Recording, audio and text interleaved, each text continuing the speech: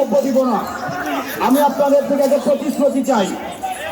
প্রতিশ্রুতি হচ্ছে, গত 16 বছর যারা আমাদের উপরে জুলুম করেছে, অত্যাচার করেছে, আমাদের টুটি চেপে ধরেছে, আইনাঘর প্রতিষ্ঠা করেছে, আমাদেরকে শিবির ট্রেনিং দিয়েছে, আমাদেরকে ট্যাগিং করেছে, হলে হলে নির্যাতন করেছে, আমাদের ভাইদের উপরে অমানসিক মধ্যযুগীয় কায়দায় অত্যাচার করেছে, আমাদের বোনদেরকে ছাত্রলীগ এবং যুবলীগ যেভাবে নির্যাতন করেছে, তারা যদি আর কখনোই এই বাংলার মাটিতে ষড়যন্ত্র করতে চায়, তাহলে কি আমরা প্রতিরোধ করতে রাজি আছে? ভাইয়েরা, আপনারা জানেন আজকে আমরা শাহবাগে দাঁড়িয়ে আমরা যে কথাটি বলছি, এটি আমাদের 16 বছরের অত্যাচার, নির্যাতন, কারাভোগের ফসল। আমাদের ভাইয়েরা নির্যাতনের শিকার হয়েছে, নিপীড়নের শিকার হয়েছে, বৈষম্যের শিকার হয়েছে।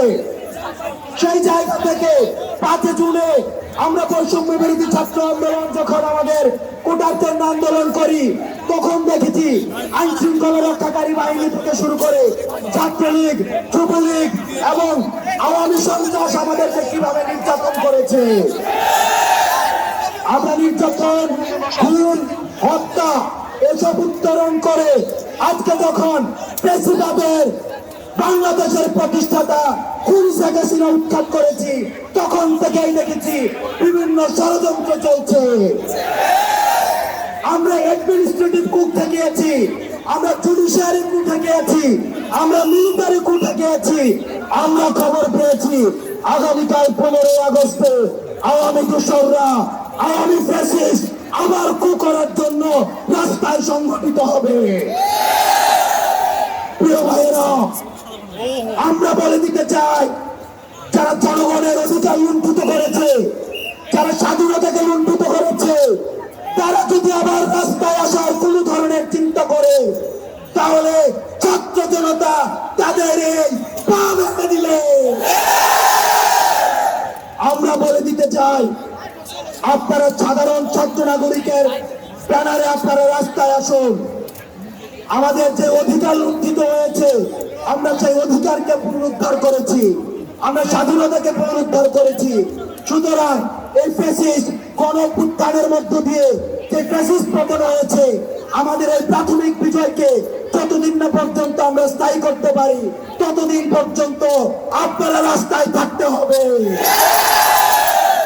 আমরা বৈষম্য বিরোধী ছাত্র আন্দোলনের পক্ষ থেকে আজকের যে সম্প্রীতি সমাবেশ, আমরা বাংলাদেশ সাম্প্রদায়িক সম্প্রীতির বাংলাদেশ, কিন্তু আমরা দেখেছি যখনই শেখ হাসিনার পতন ঘটেছে, আওয়ামী দোসররা কিভাবে সংখ্যালঘুদের উপরে অত্যাচার করেছে, নির্যাতন করেছে, জমি দখল করেছে।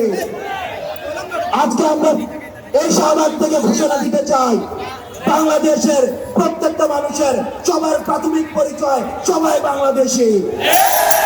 কোন সংখ্যালঘু নয়, কোন মাইনরিটিস নয়, হিন্দু অনুযায়ী, বৌদ্ধ অনুযায়ী, মুসলমান অনুযায়ী কোন ধরনের বৈষম্য করা হবে না।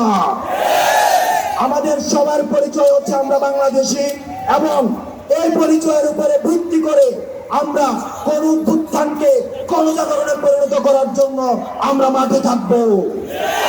এবং বৈষম্য বিরোধী ছাত্র আন্দোলনের আজকের পরবর্তী কর্মসূচি ঘোষণা করবে আমাদের অন্যতম সমন্বয়ক বাকের মজুমদার।